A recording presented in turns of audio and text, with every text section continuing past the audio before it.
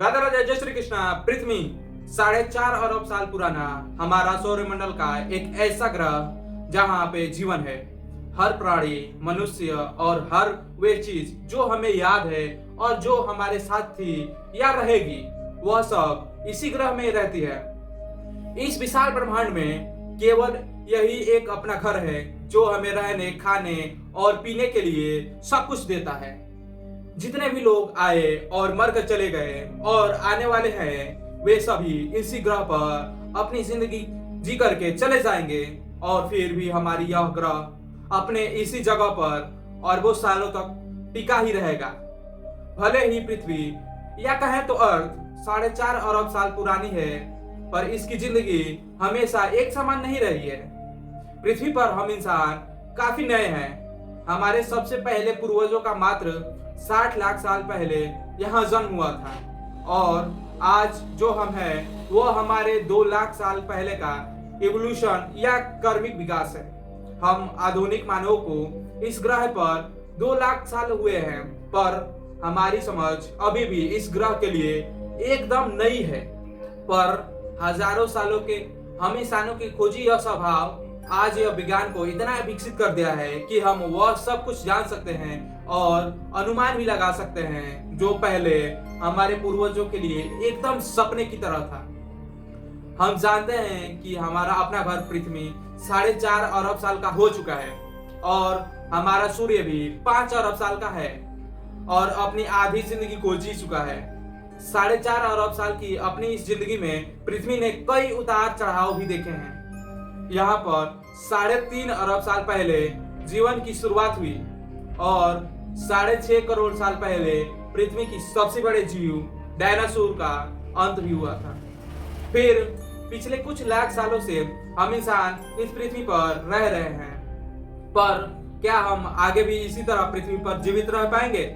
और क्या हमारा यह ग्रह पृथ्वी हमें आने वाले लाखों करोड़ों सालों तक जिंदा रख पाएगा या हमारी जरूरतें पूरी कर पाएगा इतने दिनों तक? अगर हम भविष्य में किसी और ग्रह पर चले जाएं और वहां से पृथ्वी को 1 अरब साल तक या उसके बाद देखें तो वह कैसी लगेगी? इन्हीं सभी सवालों के जवाब और फ्यूचर में होने वाले पृथ्वी की जिंदगी में बदलावों को आप यह वीडियो देखकर आराम से जान सकते हैं।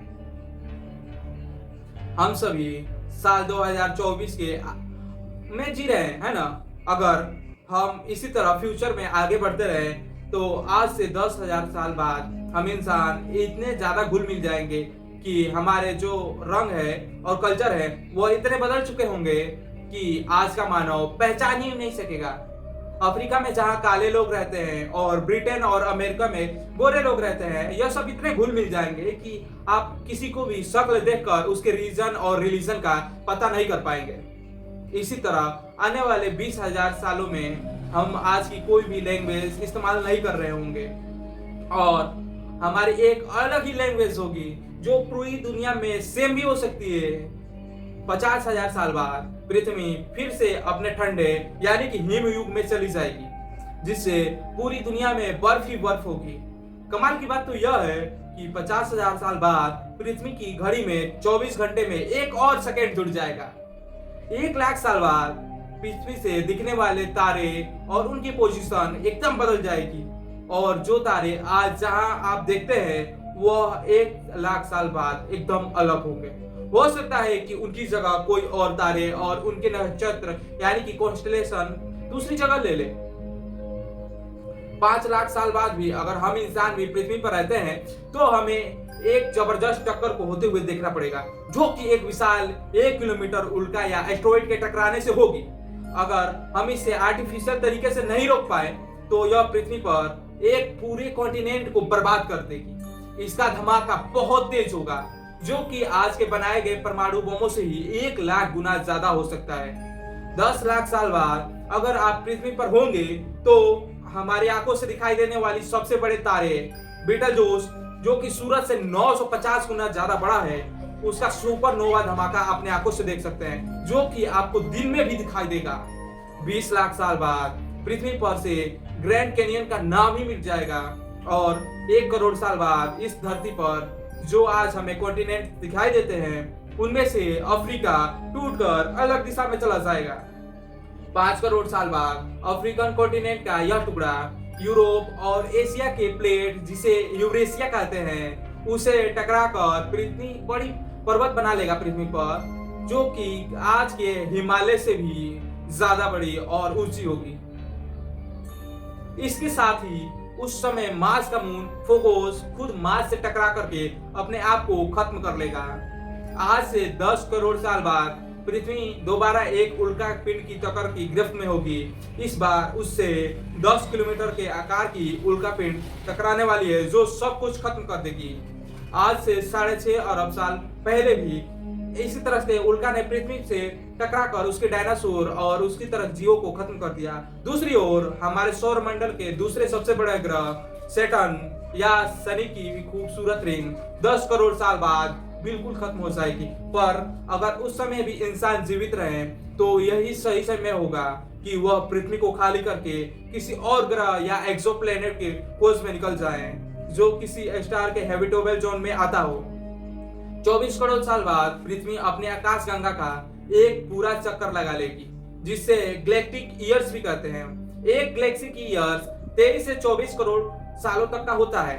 25 करोड़ साल बाद धरती पर मौजूद सारे कॉन्टिनेंट एक साथ आकर के फ्यूज हो जाएंगे और आगे आने वाले 25 करोड़ सालों तक ऐसे ही रहेंगे।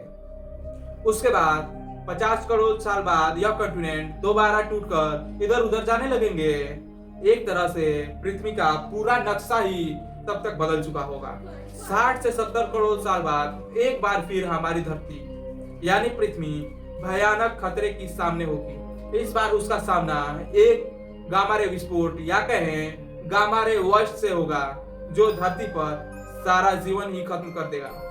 यह इतना भयानक तबाही मचा सकता है, ना तो ओजोन लेयर होगा और ना ही कोई वातावरण इसके सामने टिक पाएगा। हर तरह की कॉम्प्लेक्स लाइफ इस टाइम तक खत्म हो जाएगी बिल्कुल ही।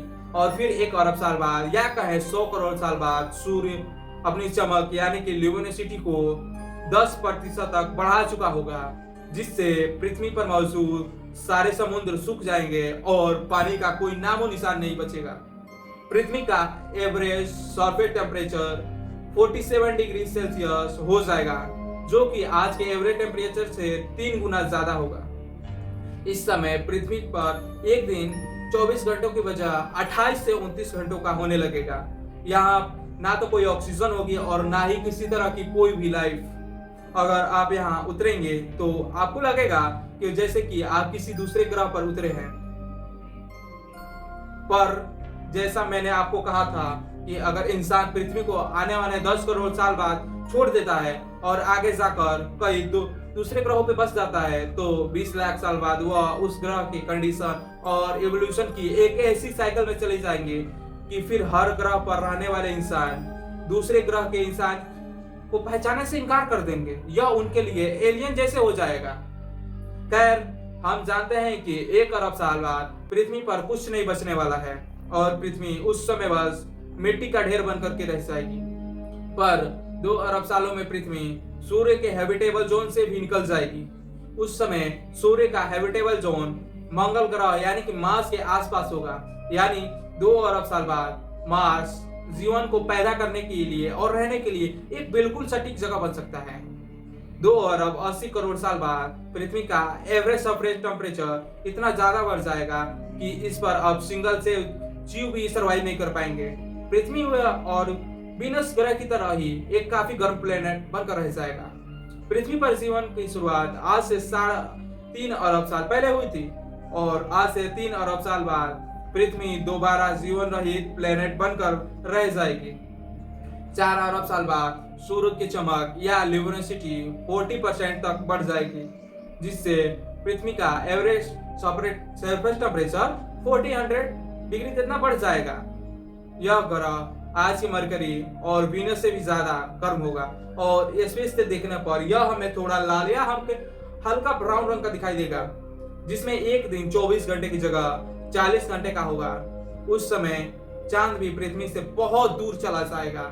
अगर आप उस समय अर्थ की पर लैंड करेंगे तो आप कुछ भी नहीं पहचान पाएंगे, ना ही आप अर्थ के मून को देख पाएंगे, क्योंकि यह इतनी ज्यादा दूर जा चुका होगा कि आपको ये बहुत छोटा दिखाई देगा, जिसकी सतह भी पृथ्वी की तरह ही पिघली हुई होगी।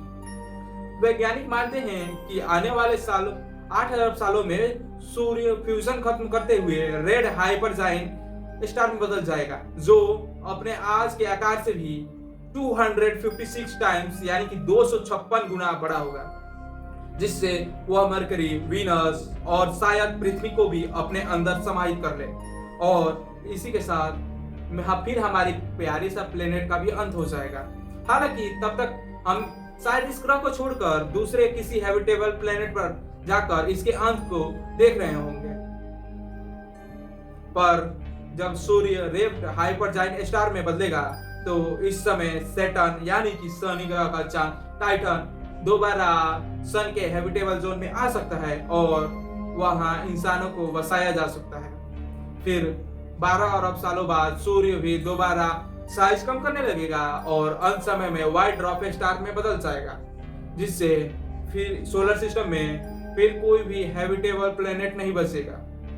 व्हाइट ड्वार्फ के बारे में आप तो जानते ही होंगे, अगर ये नहीं जानते तो जाकर हमारे चैनल पर देख लीजिए। व्हाइट ड्वार्फ के बारे में मैं बहुत अच्छे से उसको डिस्क्राइब किया हूँ और बताया हूँ। अगर आपको वीडियो पसंद आया हो तो वीडियो को लाइक कीजिए और चैनल को सब्सक्राइब कीजिए। तब तक के लिए राधे राधे, जय श्री कृष्णा।